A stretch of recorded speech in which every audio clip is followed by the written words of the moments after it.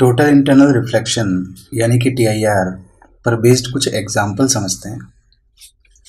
सबसे पहला, brilliance of diamond.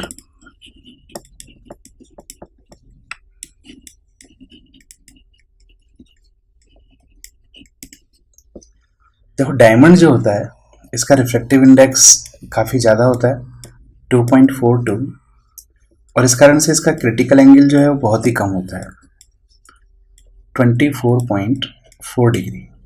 बहुत ही कम वैल्यू का क्रिटिकल एंगल होता है ना। कम क्रिटिकल एंगल होने से क्या होता है, लाइट के लिए जब ये डायमंड में एंटर करती है तो किसी भी सरफेस पर एंगल ऑफ इंसिडेंस के इस क्रिटिकल एंगल से ज़्यादा होने के चांस बहुत बढ़ जाते हैं। और क्या होता है, जब angle of incidence critical angle से ज़्यादा होता है तब TIR हो जाता है। तो डायमंड के अंदर लाइट के TIR के चांस बहुत ज़्यादा होते हैं।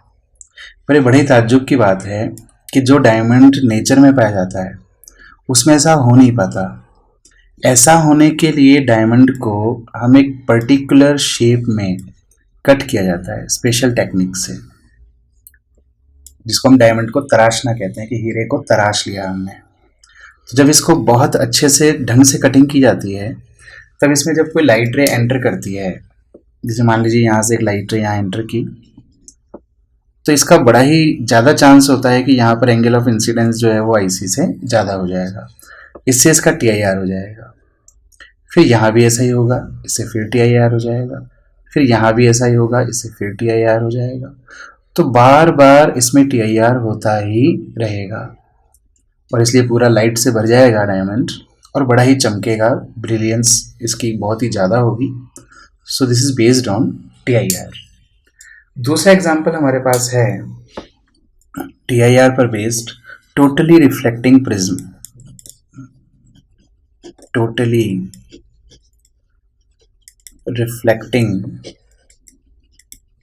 प्रिज्म, ये क्या होते हैं? देखो, जो ग्लास होता है, जैसे कि क्राउन है ना, इसके लिए क्रिटिकल एंगल जो होता है 41 के अराउंड होता है, 41.1 डिग्री। इसी तरह से एक दूसरी तरह का कांच आता है फ्लिंट, जिसका IC जो होता है ये थोड़ा डेंसर होता है, तो इसका IC थोड़ा कम होता है, 37.3 डिग्री। तो इन दोनों के ही IC जो हैं वो लेस देन 45 डिग्री हैं, 45 से कम होता है इनकी क्रिटिकल एंगल। और इसलिए इन कांच को, ग्लास को हम राइट एंगल प्रिज्म बनाकर किसी ऑब्जेक्ट की इमेज को परपेंडिकुलरली या फिर 180 डिग्री से रोटेट करने के लिए यूज़ ले सकते हैं। कैसे, थोड़ा समझे डिटेल में। जैसे ये मान लीजिए एक राइट ट्रायंगल है या राइट एंगल्ड प्रिज्म है ना, कांच का बना हुआ, जिसके लिए IC जो है 45 से कम है। अब मान लीजिए इसके सामने यहाँ पर एक ऑब्जेक्ट रखा हुआ है इस तरह से AB, तो इससे चलने वाली लाइट रे जब यहाँ इंसिडेंट होगी और डेंसर से रेयर में जब जाएगी यहाँ पर इस पॉइंट पर, तो इसका एंगल ऑफ इंसिडेंस आप समझ सकते हैं कि 45 होगा, I = 45। बट IC जो है वो 45 से कम है, तो I जो है वो IC से ज़्यादा हो गया, ठीक है ना। I की वैल्यू IC से ज़्यादा होगी, तो यहाँ पर इसका TIR हो जाएगा और ये 45 पर ही I है, 45 पर ही लौट जाएगी, तो इस डायरेक्शन में ये लौट जाएगी। तो A की इमेज हमें यहाँ पर A' मिल जाएगी। इसी तरह से B की इमेज B' यहाँ पर कहीं पर मिल जाएगी। So this is A', B'। तो आप देख रहे हैं कि इस इमेज को परपेंडिकुलरली 90 डिग्री से रोटेट कर दिया गया है। फिर इसी प्रिज्म को अगर हम इस तरह से यूज करें कि इसका जो हाइपोटेनियस है वो ऑब्जेक्ट के सामने रखें, ये भी एक राइट एंगल्ड प्रिज्म है ना, और इसके सामने एक ऑब्जेक्ट मैं यहाँ पर रख रहा हूँ AB। तो A से चलने वाली जो लाइट रे है यहाँ से एंटर हुई, इस सरफेस पर तो नॉर्मली इंसिडेंट हुई तो सीधे ही निकल गई। यहाँ पर इसका जो एंगल ऑफ इंसिडेंस है ना, वो 45 हो जाएगा, बहुत इजीली समझा जा सकता है। तो यहाँ से इसका रिफ्लेक्शन होगा, TIR हो जाएगा, क्योंकि 45 IC से ज़्यादा है तो TIR हो जाएगा, और ये यहाँ पर इंसिडेंट होगी। इस तरह से। यहाँ फिर से एंगल ऑफ इंसिडेंस 45 होगा और इसका TIR हो जाएगा, तो ये वापस से इस तरह से रिफ्लेक्ट हो जाएगी। तो एक ही इमेज हमें यहाँ पर मिल जाएगी ए डैश, इस तरह से ए डैश। फिर बी की इमेज बनाने के लिए यहाँ से लाइट रे चलाएंगे इस तरह से, और इसका भी 2 बार TIR हो जाएगा और बी की इमेज हमें इस पॉइंट पर मिल जाएगी बी डैश। तो आप देख सकते हैं कि ए बी की उल्टी इमेज हमें मिल गई है ए डैश बी डैश। तो 90 डिग्री से रोटेट करने के लिए किसी भी इमेज को, या 180 डिग्री से रोटेट करने के लिए इन राइट एंगल्ड प्रिज्म को यूज किया जाता है। और खास बात है कि ये ऐसे सब्सटेंस से बने होने चाहिए प्रिज्म, ऐसे ट्रांसपेरेंट सब्सटेंस से जिसके लिए IC की वैल्यू 45 से कम हो। तो फ्लिंट और क्राउन दोनों के लिए कम होती है, तो इन दोनों को ही हम इस तरह के प्रिज्म के फॉर्म में यूज करते हैं। इनको कहा जाता है टोटली रिफ्लेक्टिंग प्रिज्म। ठीक है। तीसरा फिनोमिना जो TIR पर बेस्ड है, एक नेचुरल फिनोमिना जिसको सुना होगा आपने, जिसे हम मिराज कहते हैं। ये क्या होता है? जनरली ये डेजर्ट में देखा जाता है जहां पर बहुत ही गर्मी होती है ना। तो मान लेते हैं कि एक मुसाफिर है, वो किसी डेजर्ट में भटक गया है। डेजर्ट में जो रेत होती है, सैंड, वो दिन में सन रेज के कारण बहुत गर्म हो जाती है, काफ़ी गर्म हो जाती है। तो इस रेत का टेम्परेचर काफ़ी हाई हो जाता है, और टेम्परेचर हाई होने के कारण यहाँ पर रिफ्लेक्टिव इंडेक्स जो है वो काफ़ी कम हो जाता है। टेम्परेचर ज़्यादा तो रिफ्लेक्टिव इंडेक्स कम। पर अगर हम अपवर्ड डायरेक्शन में चलें तो टेम्परेचर कम होता जाता है और रिफ्लेक्टिव इंडेक्स बढ़ता जाता है। तो ऊपर की तरफ रिफ्लेक्टिव इंडेक्स ज़्यादा होता है, जबकि ग्राउंड पर रिफ्लेक्टिव इंडेक्स कम होता है। तो यहाँ डेंसर मीडियम है और अपवर्ड चलने पर रेयर मीडियम है। अब मान लेते हैं कि यहाँ पर कोई भी ऑब्जेक्ट है, जैसे कि एक पेड़ लगा हुआ है, एक ट्री है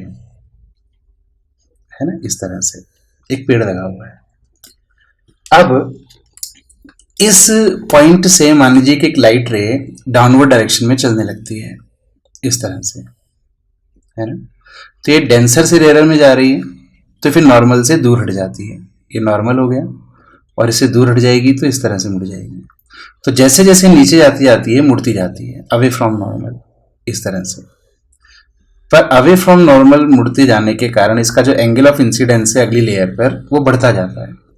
और एक ऐसी सिचुएशन आ जाती है जब इसका angle of incidence greater than IC हो जाता है।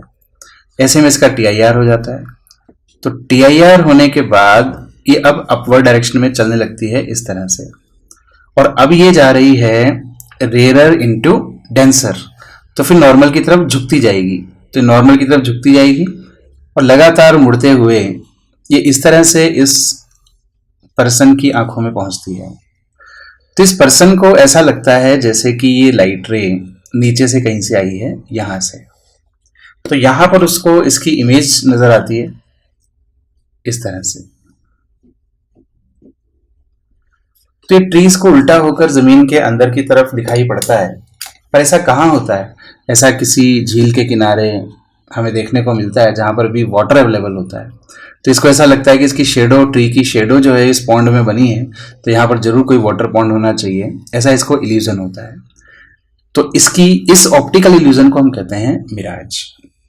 इसका जस्ट रिवर्स फिनोमिना एक और हमें देखने को मिलता है, वो आर्कटिक रीजन्स में हमें देखने को मिलता है, जिसको कहा जाता है लूमिंग। इन आर्कटिक रीजन्स, जहां पर बहुत ही ज्यादा ठंड होती है, टेम्परेचर बहुत कम होता है, वहां पर इस डेजर्ट का उल्टा होता है। डेजर्ट में तो ग्राउंड के पास जो एयर है वो गर्म है और उससे थोड़ी हाइट पर कम टेम्परेचर की है ना। पर यहाँ उल्टा होगा आर्कटिक रीजन में। यहाँ पर क्या होता है, ग्राउंड के कांटेक्ट में जो लेयर होती है वो कूल होती है और अपवर्ड चलने पर टेम्परेचर बढ़ता जाता है। तो समझते हैं कि लूमिंग क्या होती है। मान लीजिए कि एक क्लिफ है और समुद्र के किनारे है इस तरह से। इस क्लिफ पर एक पर्सन यहाँ पर खड़ा है। अब यहाँ समुद्र के जस्ट ऊपर ये जो सरफेस है इसका टेम्परेचर तो है कम, है ना, और टेम्परेचर कम होने से यहाँ रिफ्लेक्टिव इंडेक्स है ज़्यादा। बट जैसे जैसे हम हाइट पर चलेंगे तो टेम्परेचर बढ़ता जाएगा और उससे रिफ्लेक्टिव इंडेक्स जो है वो घटता जाएगा। अब मान लेते हैं यहाँ पर है एक शिप, इस तरह से, ठीक है ना, एक शिप है।